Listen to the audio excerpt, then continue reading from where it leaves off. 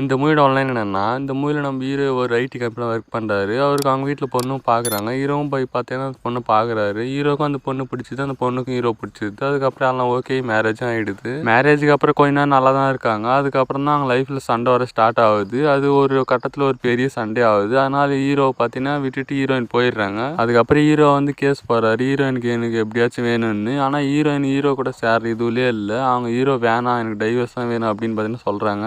அவங்க பிரிஞ்சு போற அளவுக்கு அவங்க லைஃப்ல அப்படி என்ன சண்டை நடந்துச்சு. அதுக்கப்புறம் இந்த பிரச்சனை எல்லாம் சரி செஞ்சு கடைசியில் ஹீரோயின் கூட ஒன்னா சேர்ந்தாரா இல்லையா. இதுதான் இந்த மூவியோட ஆன்லைன். இந்த மூவி எனக்கு பிடிச்சான்னு கேட்டீங்கன்னா இந்த மூவி பார்த்தீங்கன்னா எனக்கு பிடிச்சது. இந்த மூவியோட ஃபர்ஸ்டா பத்தி சொல்லணும்னா ஃபர்ஸ்டா பார்த்தீங்கன்னா எக்ஸலண்டா எடுத்திருக்காங்க. ஸ்கிரீன் பிளேவும் சரி ரைட்டிங்கும் சரி செம்மையா பண்ணியிருந்தாங்க. அதே மாதிரி எங்கேஜிங்கும் இருந்துச்சு. அதே மாதிரி செகண்ட் ஹாப் இருந்துச்சுன்னு கேட்டீங்கன்னா செகண்ட் ஹாப் பார்த்தீங்கன்னா கொஞ்சம் டீசன்ட் தான். பட் கிளைமேக்ஸ் பார்த்தீங்கன்னா சூப்பராக முடிச்சாங்க.